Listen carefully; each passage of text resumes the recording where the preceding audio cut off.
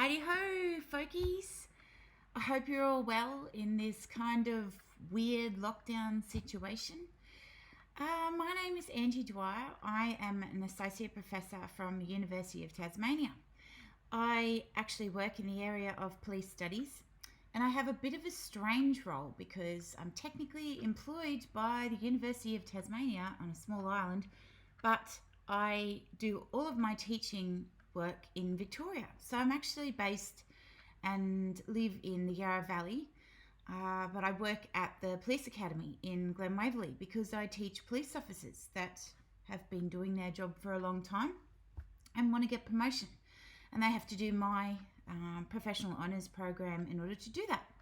It's a bit different, but it's also a bit cool because I get to mould the minds of the future police officers that are leading the organisation, which really is a bit rad. Speaking of moulding minds, I would like to take a moment to recognise and acknowledge the very deep history of Aboriginal history and culture on the island, both of Tasmania and here in Victoria. I therefore want to acknowledge the Muhonina people in Tasmania and Hobart, where the UTAS campus now stands, and the Wurundjeri people, where the Glen Waverley Victoria Police Academy campus stands, which is technically my campus at the moment. I acknowledge that these folks have been subject to dispossession and invasion and have survived and continue to survive, even though they are massively over-policed and overrepresented at every level of the criminal processing system in Australia. And I do this because this, I guess, is now an issue that people call a national emergency, and it needs action. And I hope as the future folks moving into various roles in criminal processing systems, be they advocacy all the way to policing and courts, I hope you think about the different ways that you can manipulate those processes so that it has better outcomes for Aboriginal and Torres Strait Islander people across Australia and the world. So I'm here today to talk to you about youth-police relations and I guess how different types of activities lead to young people being in public spaces more, and that leads to particular types of outcomes for them. This is a huge area and there are quite a lot of books written on this subject, so I'm just going to step you through a few of the key issues, but I'm going to do that talking about my research because that's kind of what I do. So I focus on two areas in my research. I focus on LGBTIQ people and frontline policing, and I also focus on young people and frontline policing. So I guess I'm just going to step you through these issues for youth crime and justice this week. Now, why am I putting young people and policing on the radar, I guess, as being an issue right now? We hope that in this day and age that we would be well beyond this, and young people, I guess, would have better protections in public spaces. They would have better interactions with police officers, but that's actually not the case. And we still have a lot of situations where young people are seriously challenged by police, where police are seriously challenged by young people. But most importantly, that young people are having really detrimental interactions with police on a daily basis in public spaces. The reason why we're putting this on the radar is because we have a whole set of human rights which protect young people.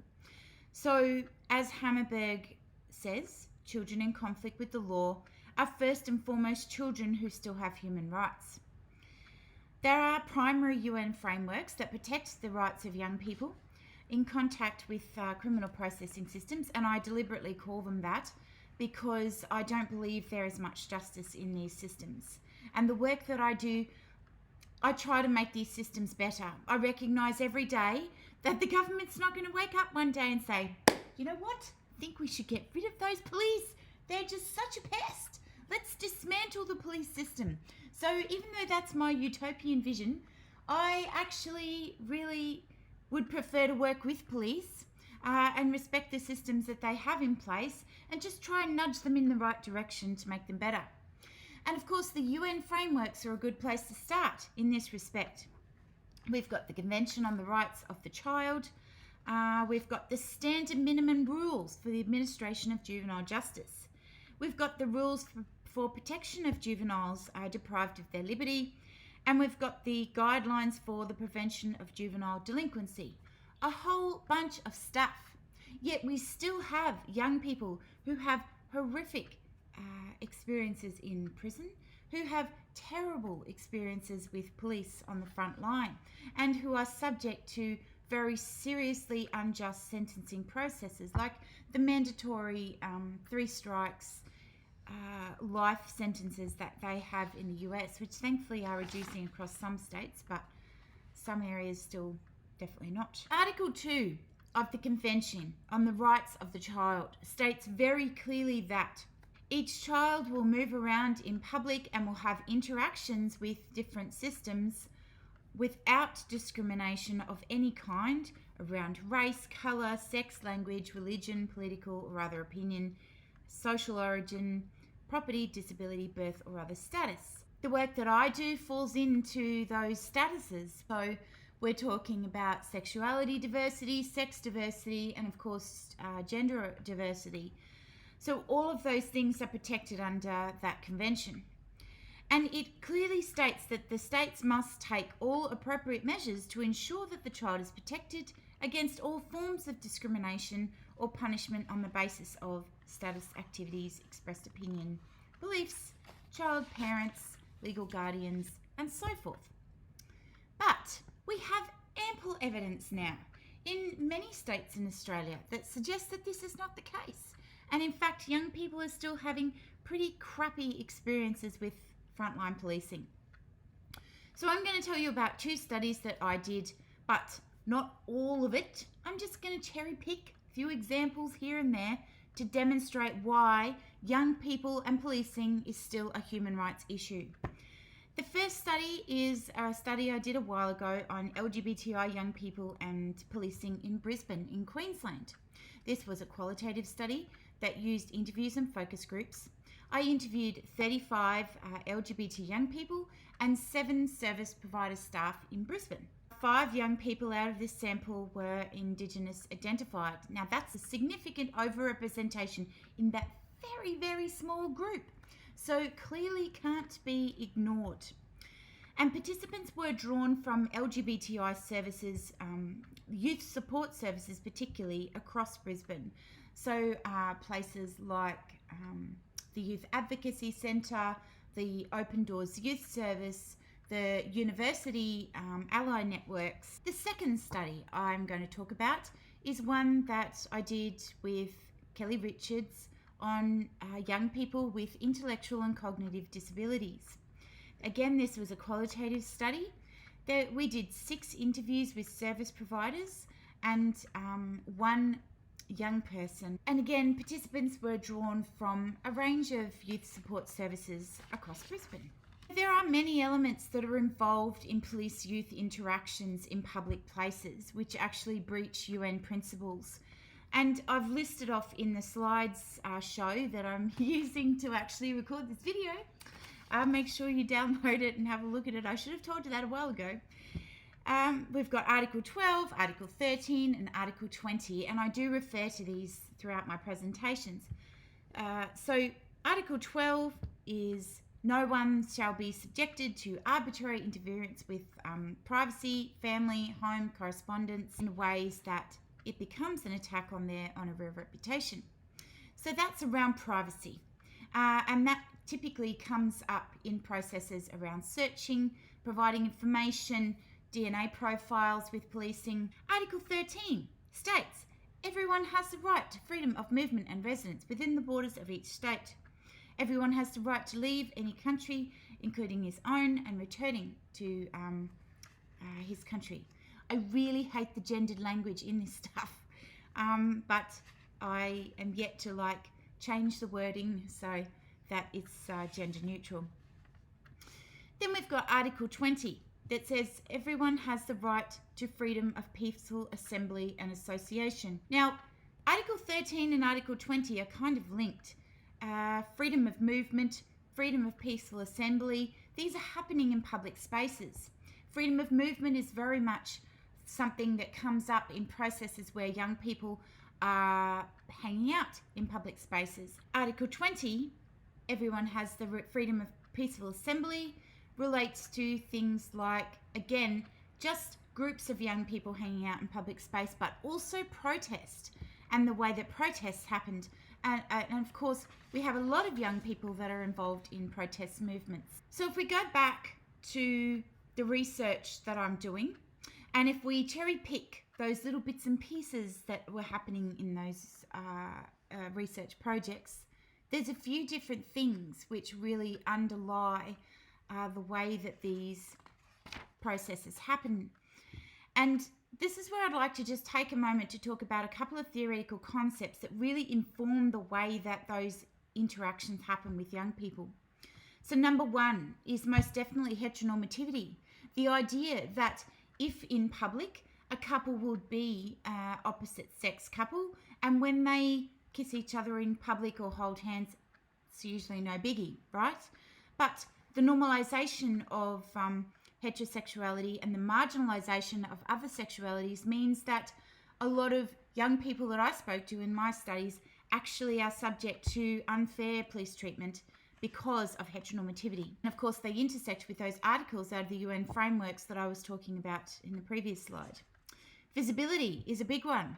How subjects and bodies are made visible in relation to particular types of understandings around queerness. What it means to look queer, for instance, and young people do talk about this, particularly in terms of how the way that they look breaches sexuality or gendered expectations.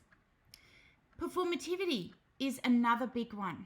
So when a male young person is sitting on another male young person's lap and police come up to them and interact with them on that basis, it's about the performance of non-heteronormative sexual and gendered subjectivities, and how this happens through mundane bodily gestures, movements, styles.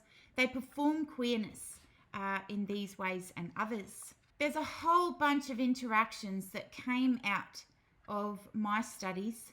So things like embodying queerness in public spaces and the way that that just attracted the attention of police and therefore made their days pretty crap, but also led to particular types of charges. Because I'm a queer, I was dressed like a queer and I got treated like one, says Mac, who's a gay male and 19.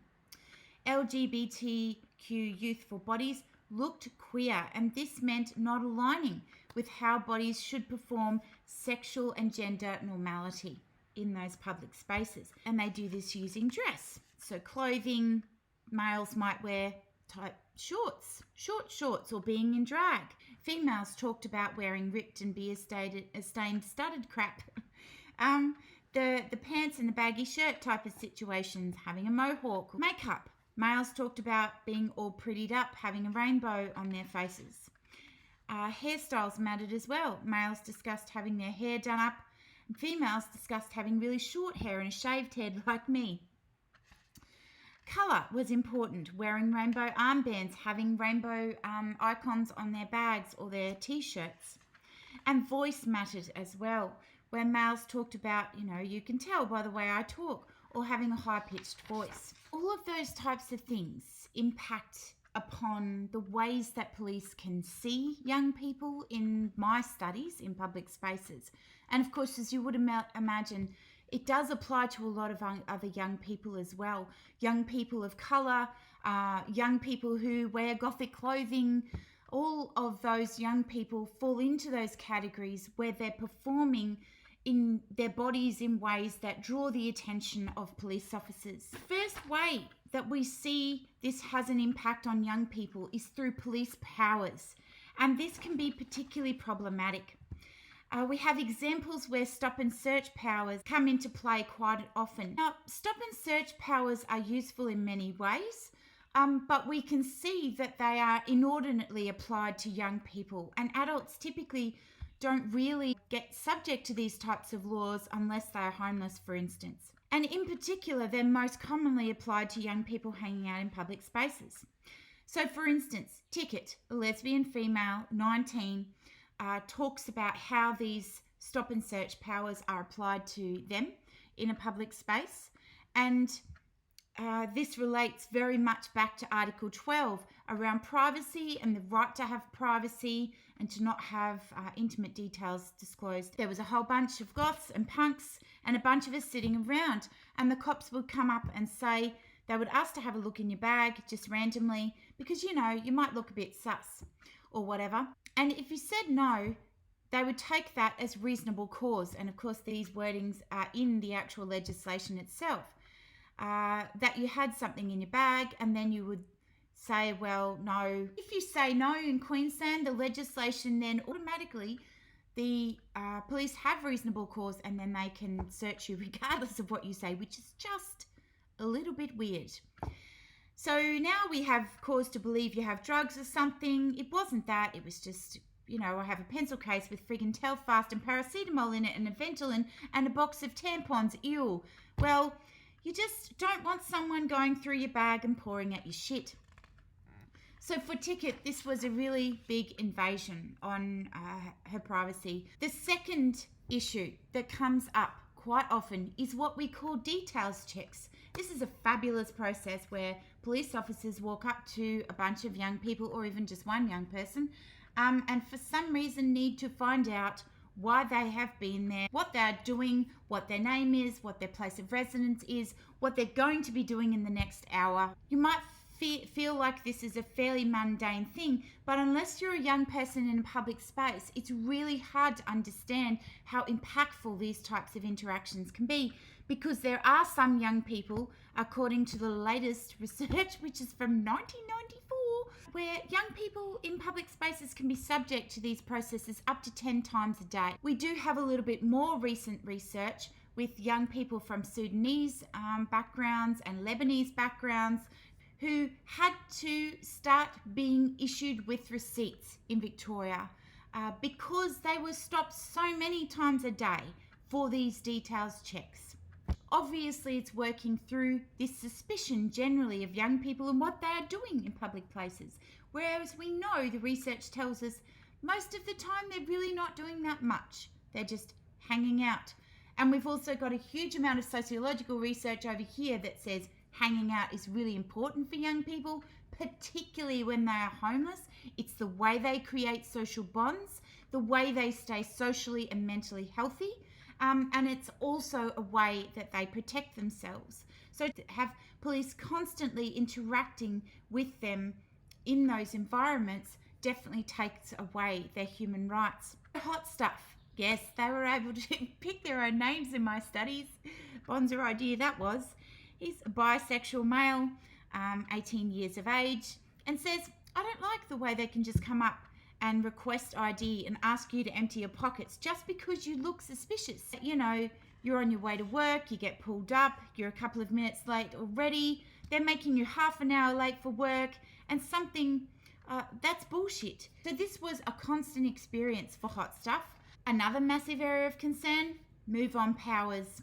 They again apply to everyone, but they are disproportionately applied to young people that are homeless and young people that hang out in public places. Of course, they also have a connection with crime prevention programs like Neighbourhood Watch, because the local older lady can ring Neighbourhood Watch and say, I don't like the way that those young people look hanging out across the street. Can you come and deal with them? And the police have the powers to move those young people on. And they have exclusion orders as well, which get young people out for 24 hours or 48 hours and tell them that they can't come back to those places or they'll be charged with offences. It's quite unfair and clearly sits in breach of Article 20, which is freedom of peaceful assembly. We got told one time we had to move on because we were scaring the people that wanted to go down to the ATM. We were too scary for them to want to pass. So we were pulled up for public nuisance or something, and then we were like, get over it. And that's Sarah, a 17-year-old transgender young person. At this point, we need to ask ourselves, what are we actually gaining from him applying these powers to young people, considering that it detects and clears up very few crimes? And for the most part, The young people in public spaces are not actually engaged in crimes when they're being pulled up by police. They are engaged in peaceful assembly. They are engaged in social connection. They're engaged in sometimes, rowdiness, which draw public attention and police attention, but they're not actually doing anything illegal. And it's simply because they are in circumstances where local governments don't invest money so that they have places to go and they have that freedom of peaceful assembly without being attractive of police or public attention. The research and reality that young people are not usually doing any crime. If they are involved in crime, it's very petty crime. But most importantly, none of these processes like details checks, move on powers actually amount to detecting crime.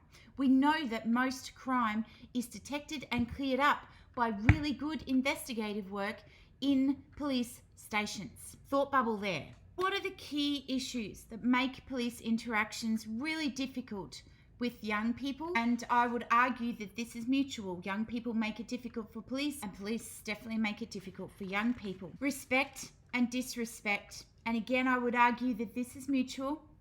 Definitely influences police interactions. Whatever happens in these interactions with police can lead to very much worse outcomes for those young people.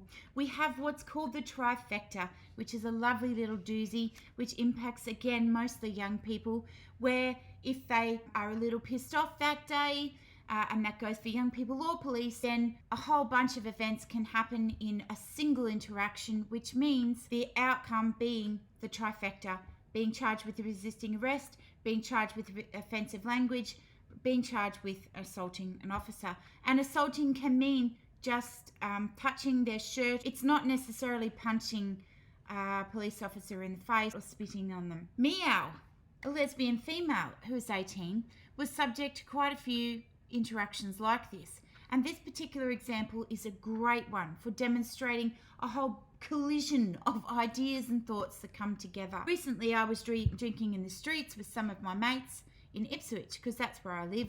And we were at, I think it's called Queen's Park, and we just had a few beers. They came up to us, police, started asking us questions for no reason. We weren't loud, we were quiet. We weren't even having sex, okay? They just walked up to us and started talking to us, and I'm just like, is there any reason why you're doing this, sir? And he goes, because I can. And I'm just like, it's really not that fair. Then he started talking and asking me about where my partners are, which is totally a breach of privacy legislation, and asked if one of the girls were my girlfriend. And I said, no, we're just hookup buddies. And that's when I decided, no, I'm not taking this shit. And I started getting aggravated. And I'm like, listen here, you fucking pig. And that kind of aggravated him. And I just started going off my head. Because when I'm drunk, I'm a violent drunk, and they started laying into me, and I accidentally, well, I wouldn't really call it accidentally, turned around and punched him in the head. You can see that there is quite a mutual disrespect here, and it's led to really, really crappy outcomes for this young person, and I would argue even the police officers in this situation. Going back to that original question, number one, what were the young people doing that were against the law? Certainly, drinking in public, things like that, which is illegal. But number two, what were they getting out of that interaction? That's the question. Police also bent the rules a little bit around legislation, and it was their individual interpretations of this legislation which led to particular outcomes for young people. My friend David, who'll have one of his boyfriends sitting on his lap, the cops will come straight up and say, look, you can't do that in a public area. Public affection were the words they used to describe it. This is Sarah, a 17-year-old trans woman. Now, again, that is completely illegal. They are allowed to show affection in public. And I would argue that heterosexual young people will always go under the radar in this respect. It's very clear there's a heteronormative frame that's being used here. And it's the frame of the officer themselves that are thinking, that's a little bit crappy. I don't like that. It makes me feel uncomfortable. I'm going to interact on that basis, as opposed to actual legislation that enables them to interact on those young people's lives. Communication is a massive issue in relation to the other research project where the youth workers were talking about a particular client and how they have interactions with police. This was a significant issue because this example demonstrates so many issues coming together. The youth service workers talked about how this young person was 17. They still fell in Queensland at that time under the laws as an adult rather than a young person. They had the communication capacity, because they had intellectual and cognitive disabilities, of about maybe an 11 or 10-year-old, and they had lots of interactions with police. They had a congenital brain injury which was impacting on that. In addition to that, they were diagnosed with schizophrenia and some personality disorders from about 14 or 15 years of age. This young person had so many offences. So typically what we call homelessness offences, being in public space, evading fares, trespass, willful damage, buildings, cars, were beat up on when he was doing these things, and that's what the offences were around, as well as yelling and using offensive language. Now, the reason why this young person was subject to constant police engagement and interactions was so complex. It was around the mental health issues, but it was also around their queerness. The schizophrenia would see on any day that they would be identifying as a transgender woman, and they would dress in women's clothing, but other days they would identify as a gay male and wear male's clothing. This young person was most certainly homeless, so we've got yet another factor there. Would present themselves in different ways and communicate with different ways with other young homeless people. So sometimes they would wake up in the morning and wear a dress, other times they would be presenting in men's clothing. Now, of course, this meant that they were the subject of ire and derision and physical abuse from a lot of other young people who were homeless in public spaces as a result, because they were physically large, very male appearing, full beard, all of that sort of thing in public spaces, but also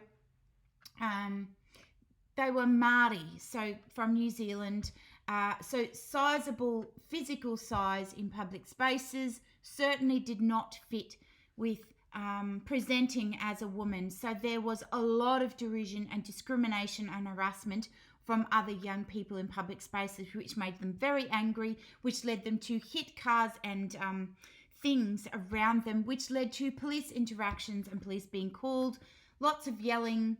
You can imagine how many situations this young person has had with police. Finally, to add to all of that, and I think we might be able to up to like 8 different factors which are influencing interactions with police for this young person, which is just unthinkable, really lead to horrendous circumstances for these young people. There's circumstances where police don't respond at all to victimization of young people in public spaces, so what we call under-policing.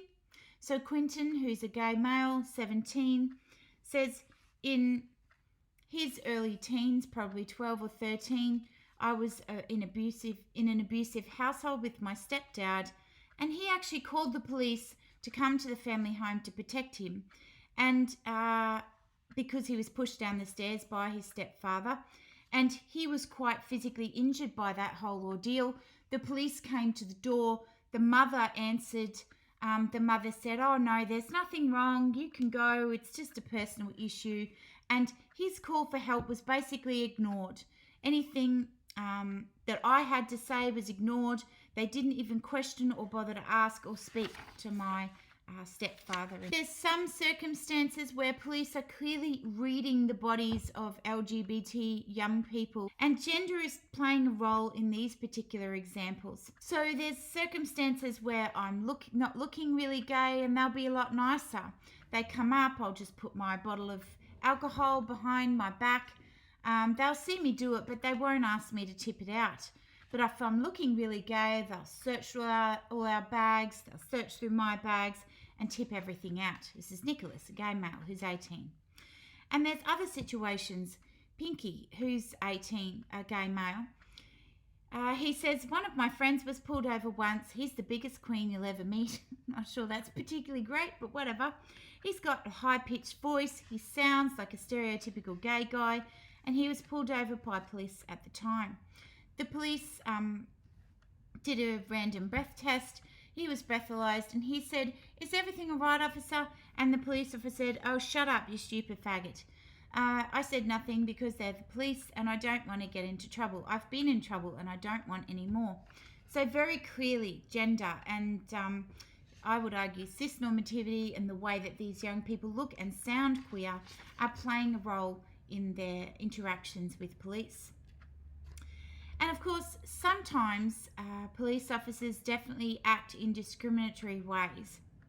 They detect minor infractions of heteronormativity and public spaces, and they'll interact on that basis. Kimmy, who's a lesbian female and 21, says they were involved in an altercation, an actual physical assault, and the other young people were at fault.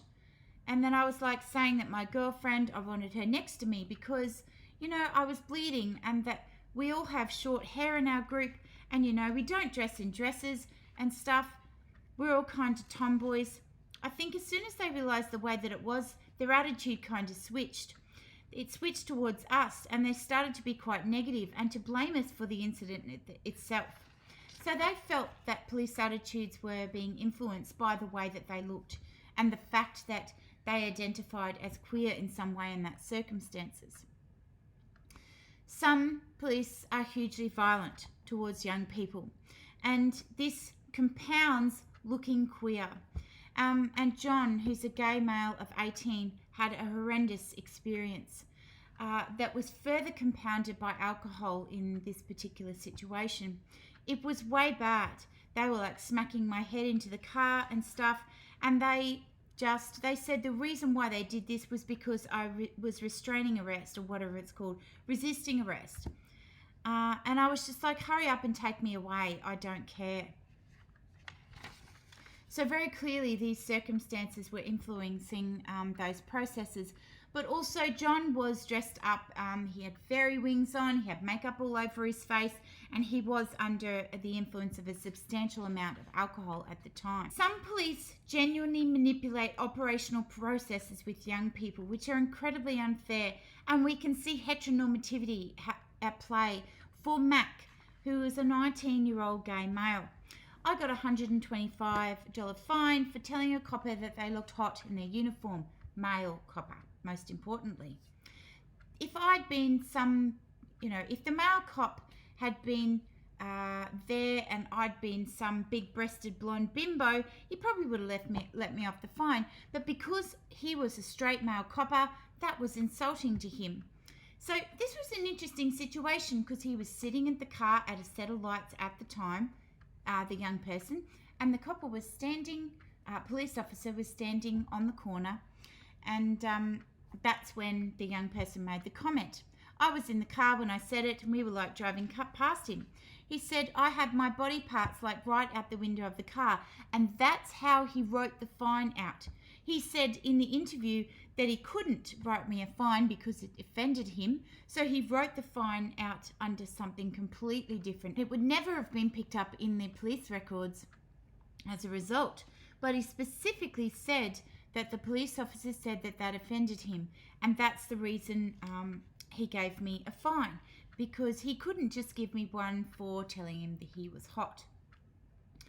So heteronormativity is definitely at work here, and police operational processes are definitely being bent and stretched in those types of circumstances.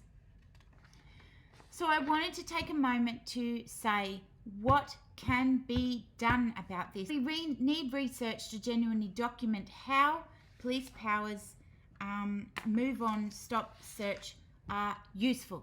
Are they useful? Are they not? That is the question.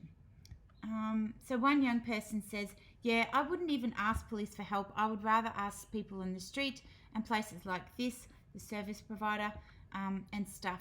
In fact, one young person I spoke to said that they would rather help another young person or anyone cover up a crime than actually go to police. We need to train police better about how to interpret legislation and how they think about it, and how personal values can influence police work, and to do a lot of work around that, because it's very clear that police officers are still making those personal judgments about legislation. We need to also further interrogate the role of gender and heteronormativity, and we need to train police around that too, because clearly that's having an impact. We need further youth service providers for young people around sexual assault, homelessness, all of those types of things, to support young people in these interactions with police, because they can be really, really discriminatory and incredibly hard to experience. They can be violent, all of those really, really crappy things. And of course, I'm not arguing here just for the young people. The police also have incredibly challenging experiences with these young people. And finally, we need to think further and with more creativity around how we build relationships between young people and police, and get young people to have input in this.